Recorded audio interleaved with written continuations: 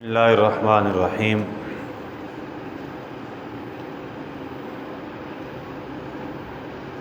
آج کی تلاوت میں انشاءاللہ العزیز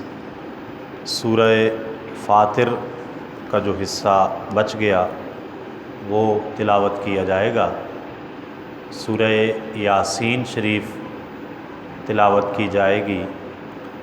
اور سورہ صافات انشاءاللہ العزیز اس کی تلاوت کی جائے گی۔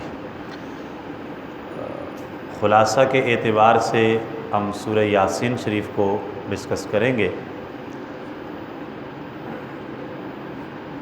اس میں 5 رکوع اور 83 آیات ہیں، 83 آیات ہیں۔ زمانہ نزول کے اعتبار سے یہ صورت مکی صورت ہے، ہجرت مدینہ سے پہلے نازل ہوئی۔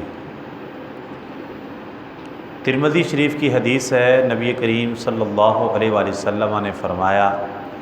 ہر چیز کے لیے قلب ہے اور قرآن کا قلب یاسین ہے۔ قلب یعنی دل، ہر چیز کا کوئی ایک مرکزی نقطہ مرکز ہوتا ہے، دل ہوتا ہے، اور قرآن کا دل سورہ یاسین ہے۔ اور حضور علیہ السلام نے فرمایا فقرؤ سورۃ یاسین علی موتاکم، تمہارے وہ مسلمان بھائی جن پر نزع کی حالت طاری ہو جائے، ان کی موت کا وقت قریب آ جائے، تو ان کے پاس بیٹھ کے سورہ یاسین شریف پڑھو، اس طرح ان کی جان نکلنے میں آسانی ہوگی۔ سورہ یاسین شریف کے مضامین سے پتہ چلتا ہے کہ یہ سورت اس وقت نازل ہوئی جب مشرکین مکہ نے پوری شد و مد کے ساتھ تعلیمات اسلام کا انکار کرنا شروع کر دیا۔ فرمایا یاسین اے سید عرب و عجم والقرآن الحکیم، قسم ہے قرآن حکیم کی، انک لمن المرسلین، بے شک آپ رسولوں میں سے ہیں۔ لوگ رسالت کا انکار کر رہے ہیں، لوگ نبی کریم صلی اللہ علیہ وآلہ وسلم کی نبوت کا انکار کر رہے ہیں۔ اللہ تعالیٰ نے حکمت والے قرآن کی قسم اٹھا کے فرمایا محبوب ان کے انکار سے کیا فرق پڑتا ہے، میں تمام جہانوں کا مالک رب اپنے حکمت والے کلام کی قسم اٹھا کے کہتا ہوں آپ سچے رسول ہیں۔ تو ان لوگوں، یہ جھوٹے لوگوں کے انکار سے آپ کی نبوت اور رسالت پہ کوئی فرق نہیں پڑتا۔ تو آگے یہ بھی فرما دیا علی صراط مستقیم، سیدھی راہ پر ہیں، راہ راست پر ہیں۔ یعنی یہ جو تہمت لگاتے ہیں معاذ اللہ کہ نبی پاک علیہ السلام راہ راست سے ہٹ گئے ہیں اور اپنے آباء و اجداد کا دین چھوڑ دیا ہے اور نیا دین ایجاد کر لیا ہے، یہ ان کے منہ کی باتیں ہیں۔ محبوب آپ صراط مستقیم پہ ہیں، آپ سیدھی راہ پہ ہیں۔ اسی طرح آگے ایک شخص کا قصہ بھی بیان کیا گیا جس کو اللہ تعالیٰ نے ایمان کی توفیق عطا فرمائی، اور پھر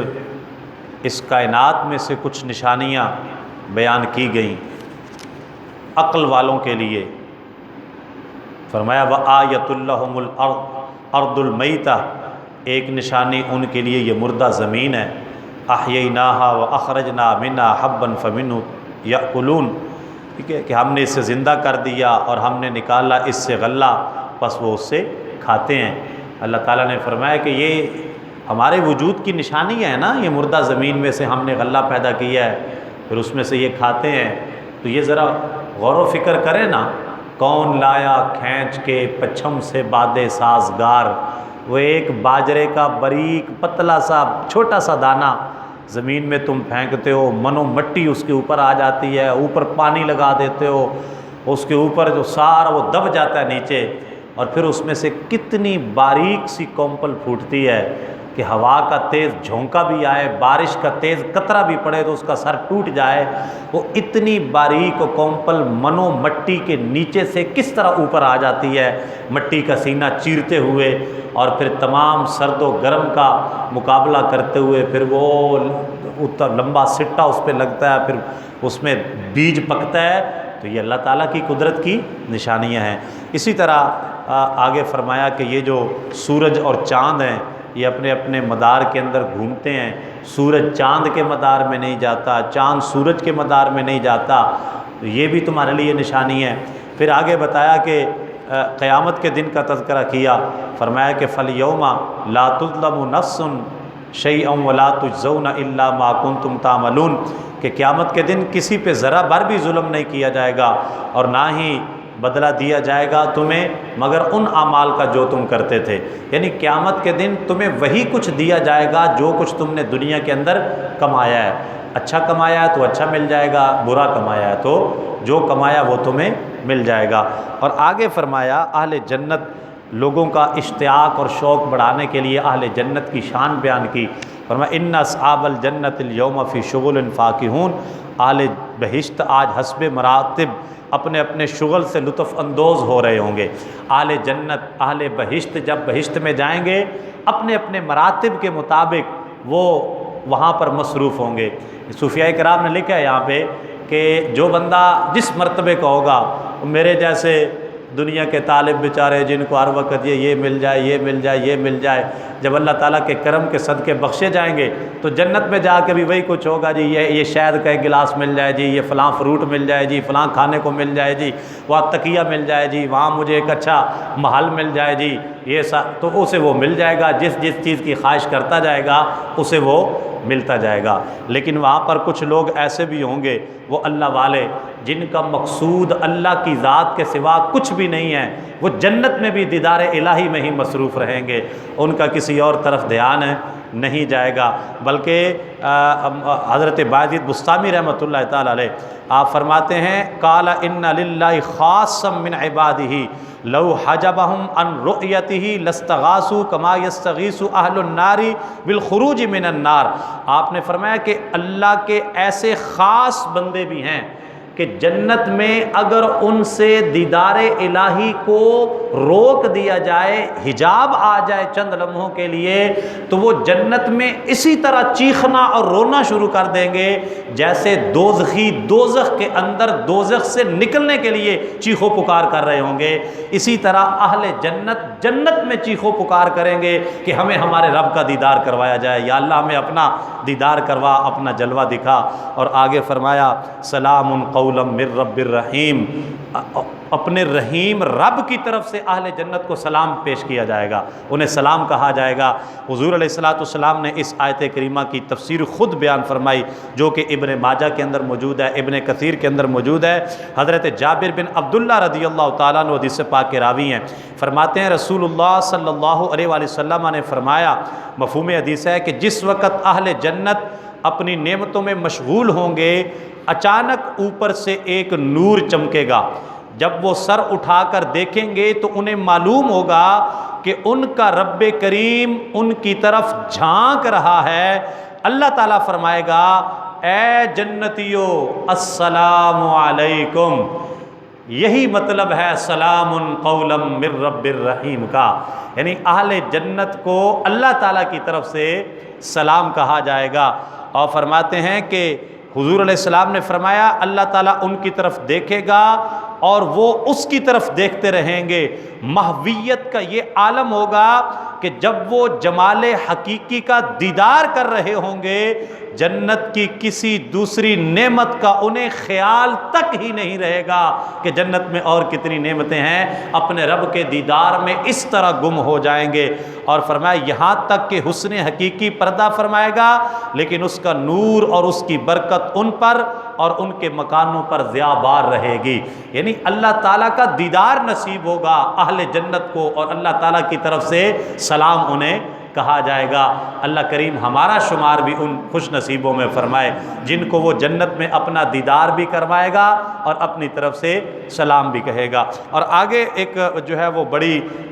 وارننگ ایک دی گئی اور کہا بتایا گیا کہ جو گناہ گار لوگ ہیں اور جو سرکش ہیں، جنہوں نے اللہ تعالیٰ کی بارگاہ میں بغاوت کی ہے، قیامت کے دن کیا ہوگا؟ الیوم نختم علی افواہہم، ان کے منہ پر مہریں لگا دی جائیں گی، وتکلمنا ایدیہم، پھر ان کے ہاتھ بولیں گے، وتشہد ارجلہم بما کانوا یکسبون، اور ان کے پاؤں بول بول کے گواہیاں دیں گے جو کچھ وہ کرتے تھے، یعنی ہاتھ پاؤں یہ بول بول کے گواہیاں دیں گے۔ اللہ تعالی ہمیں ان کی گواہیوں سے محفوظ فرمائے، اور یہ ہمارے حق میں کسی بھی قسم کی ہمارے خلاف کوئی گواہی ہمارے اعضائے بدنیہ کی طرف سے نہ آئے۔ اور آگے آخر میں فرما دیا کہ انسان جو ہے وہ ہمارے سامنے دلیلیں لے کے آتا ہے۔ اولم یر الانسان انا خلقناه من نطفۃ فاذا هو خصیم مبین، کیا انسان کو نہیں دیکھا کہ ہم نے اس کو ایک نطفہ سے پیدا کیا ہے اور پھر وہ ہمارا کھلا دشمن بن گیا ہے، اور وہ ہمیں بیان کرنے لگ گیا ہمارے لیے عجیب و غریب مثالیں۔ اب وہ کہتے ہیں نا ایک کافر نے نا ہڈی پکڑی ہے، وہ پرانی کوئی قبر تھی، پرانی قبر میں سے اس نے ہڈی پکڑی اور ہڈی پکڑ کے اس ہڈی کو توڑا، وہ ہڈی بالکل ہوا میں وہ ذرے بن کے ہوا کے اندر اڑ گئی۔ کہنے لگا جی اس ہڈی کو اب کون زندہ کرے گا دوبارہ؟ نبی پاک علیہ السلام کہتے ہیں جی دوبارہ مر کے زندہ ہونا ہے، اللہ کی بارگاہ میں پیش ہونا۔ یہ جو ہڈی میں نے توڑی ہے اب یہ ذرے بن کے ہوا کے اندر اڑ گئی ہے، اب اس ہڈی کو کون دوبارہ زندہ کرے گا اور کون اس کو اکٹھا کرے گا؟ اللہ پاک نے فرمایا وَضَرَبَ لَنَا مَثَلًا وَنَسِيَ خَلْقًا، ہمیں مثالیں دیتا ہے، ہڈیاں توڑ کے ہمیں دکھاتا ہے اور اپنی پیدائش کو بھول گیا ہے۔ اب تو یہ ہڈی ہے نا، اس کے ذرے بھی ہیں، اے انسان ہم نے تجھے اس وقت پیدا کیا ہے جب یہ تیری ایک ہڈی بھی نہیں تھی، تیرا کوئی ذرہ بھی نہیں تھا، اللہ نے اس وقت بھی تو تجھے پیدا کیا ہے نا۔ قُلْ يُحْيِيهَا الَّذِي أَنشَأَهَا أَوَّلَ مَرَّةٍ، محبوب اسے فرماؤ تمہیں وہی رب پیدا کرے گا جس نے پہلی دفعہ تمہیں پیدا کیا ہے۔ پہلی دفعہ تو تیری ہڈی بھی نہیں تھی، نطفہ بھی نہیں تھا، نام بھی نہیں تھا، نشان بھی نہیں تھا، اس رب نے تجھے عدم سے وجود عطا کیا۔ اب تو تیری قبر بھی ہے، تیری ہڈیاں بھی ہیں، دنیا کے اندر 90 سال تو گزار کے بھی جا رہا ہے، تیری اولاد بھی ہے، تیرے جراثیم بھی ہیں، تیرا سب کچھ یہاں پر موجود ہے۔ تو جس رب نے عدم سے وجود تجھے بخشا، اس رب کے لیے تجھے دوبارہ زندہ کرنا کوئی مشکل کی بات نہیں ہے۔ اللہ تعالی ہم سب کو سمجھ عطا فرمائے اور توحید پر ہمارا خاتمہ فرمائے۔ سبحان ذی الملک والملکوت